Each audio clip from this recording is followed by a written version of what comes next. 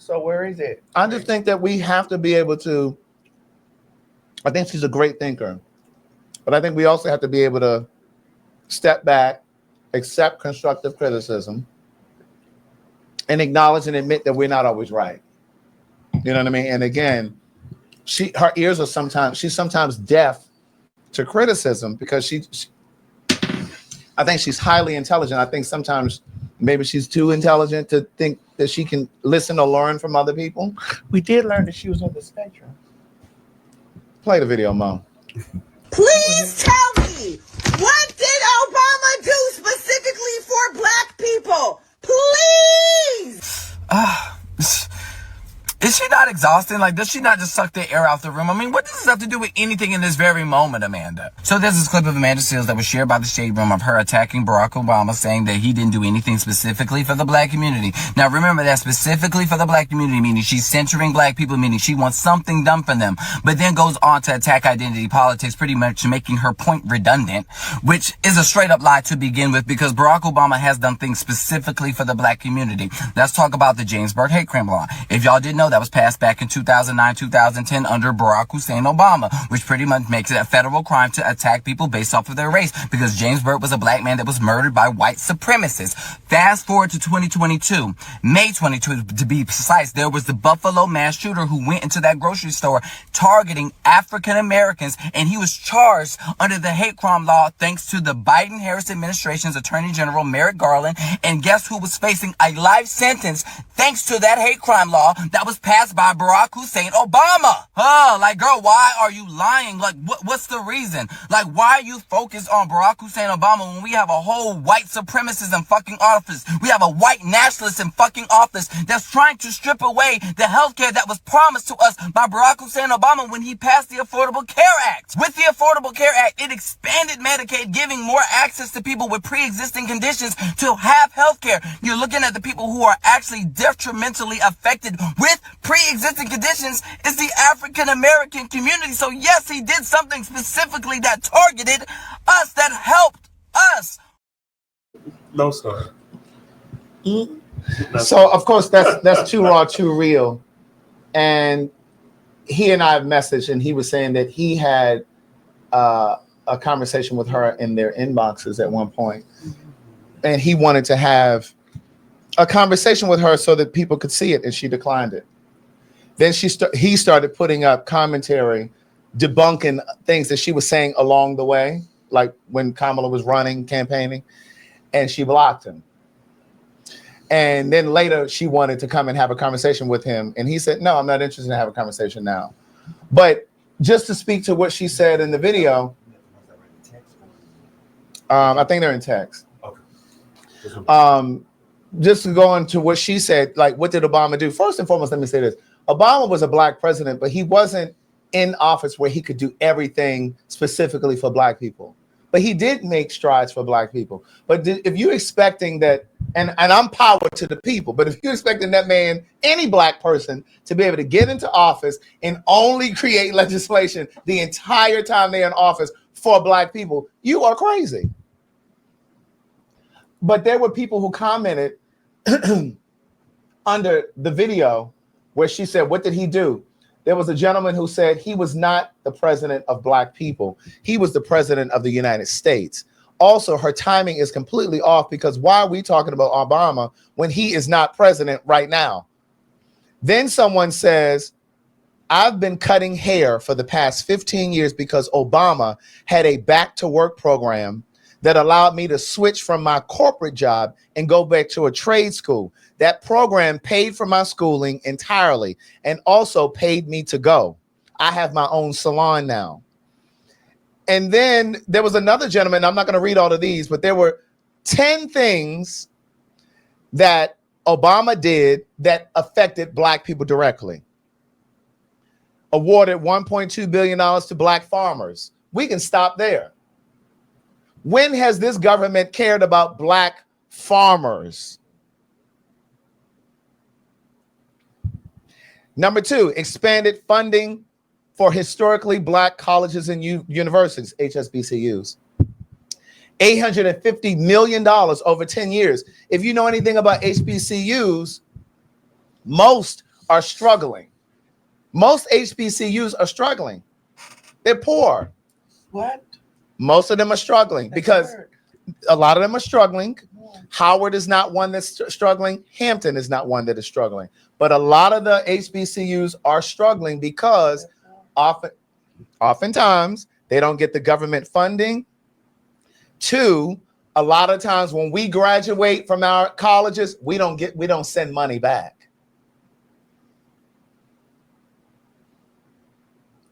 But anyway, there were several things that Obama did. I'm not going to read all of them, but that's the list that I was just reading from. If you want to stop it and look at it. But so when she says things like this, I just don't understand it. So it's like, does she have a personal vendetta against Obama and Kamala? Like, I don't know what it is. And my thing is, she had a retort to that. what was the retort? Hold the line, please. And people in the comments were saying, well, what has she contributed to Black people? What has she done for the Black community? And I would take it a step further and just say, well, why don't you run for public office? Because it's not as easy as we think it is. It's not as easy to pass legislation as we think it is. Just because you think it doesn't mean that it can go through. It has to be voted upon. Because I'm hearing all y'all in my head, right? I'm hearing all the people who are mad at me and who are like, why is she talking about Obama? Why is she hating on Obama? We got this racist man in office right now, and she's picking this time to critique Obama. And I can understand why you would feel that way. But hear me out. So the reason why we ended up getting even a semblance of civil rights was due to the constant effort of civil rights leaders pushing up against the United States in very direct fashions, specifically for the advancement of Black people, in order for us to get repair for the very specific ways that we were harmed. So eventually the Voting Rights Act and the Housing Rights Act and the Civil Rights Act, all of these things happened after constant efforts by the freedom riders, voting rights activists, the sit-ins, people on several levels challenging America to show up for us. I was raised learning about those people and their efforts, and that it required direct effort. What I feel has happened since then is those people and their efforts have been replaced with politicians and efforts that are muted, efforts that seek to dissolve Black identity into an American milieu that ignores the specific repair that we deserve. And so for me, Obama literally and representatively is a part of that effort.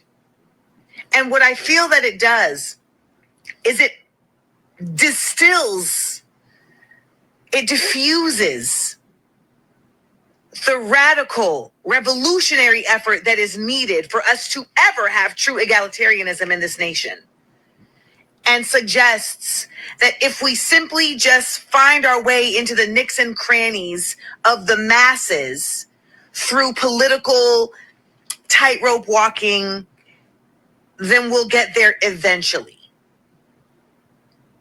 And so I think a lot of us simply just disagree on the method to arrive at liberation. Those who are angry with me are reformists. Those who stand with me are revolutionaries.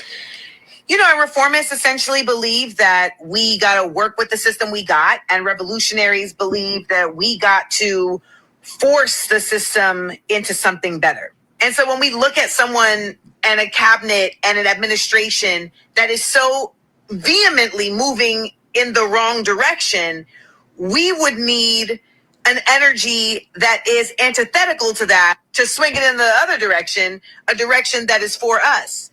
And, folks who are politicians are simply just not able to do that.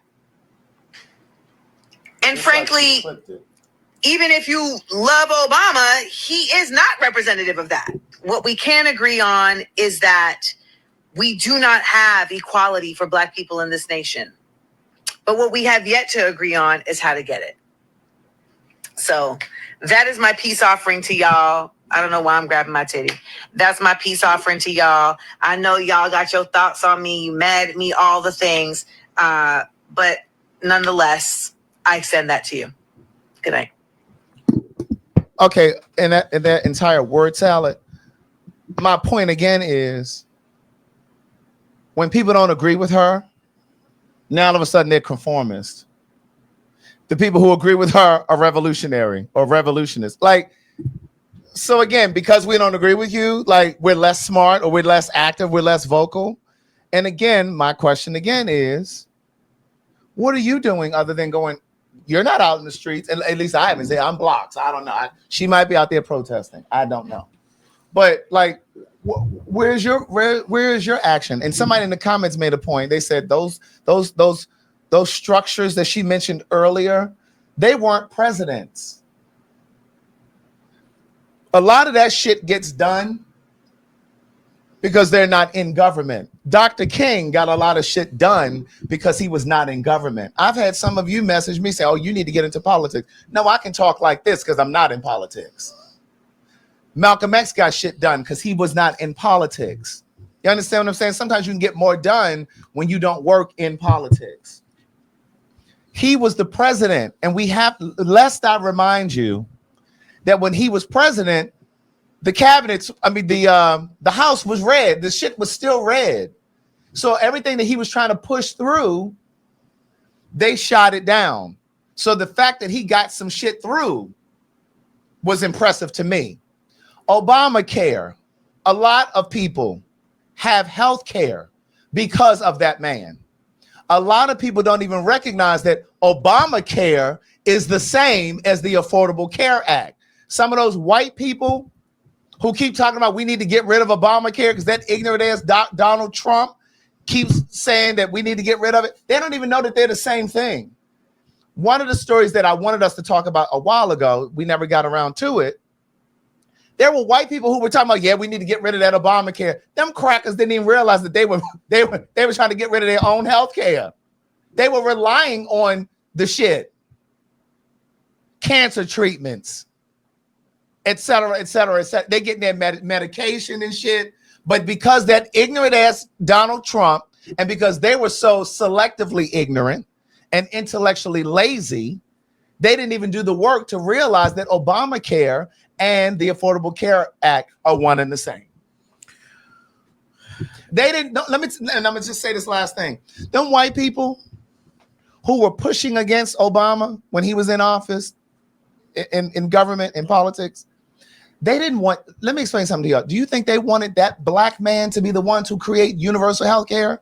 It's not that the system was flawed. It was who created it. They didn't want that black man. That shit is in the books forever.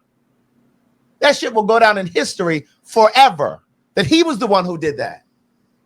That's all I got. I mean, he brought us out of recession too. You damn right. And nobody will never. He certainly did. Don't talk about it much. Mm-hmm. Okay, someone asked, are you a specialist? No. And what I'm saying is, I'm not saying that, please don't think that I'm saying that Obama was perfect. I'm not saying that. No one who gets in government is going to be perfect. Well, let's call a thing, bitch. Yeah. When he made gay marriage motherfucking equal, the black people were in shambles. They were in shambles. Tina Campbell, Mary. When he made gay marriage legal, the blacks that it was immediately like, I don't fuck with him. Mm-hmm. Mm-hmm. Y'all don't want that's where right there. Yeah. Yes. The moment that happened, that was it for him. Yeah. That's right.